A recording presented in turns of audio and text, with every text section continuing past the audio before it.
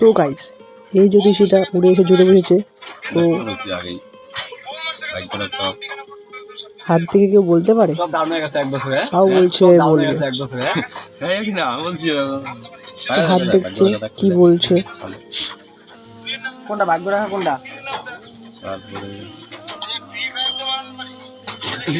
তো হাত দেখলে কেউ কি বলতে পারে? তাও দেখো।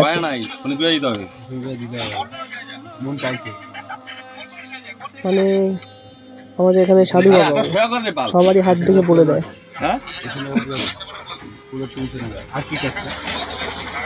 উচ্চ মঙ্গলিক দোষ আছে, মঙ্গলিক দোষ।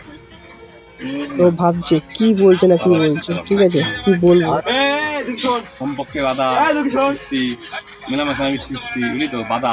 এটাই বুকে যাচ্ছে, বলছে হাত দেখে কি হয় কি হয় কি হয়, সেটাও বলছে না।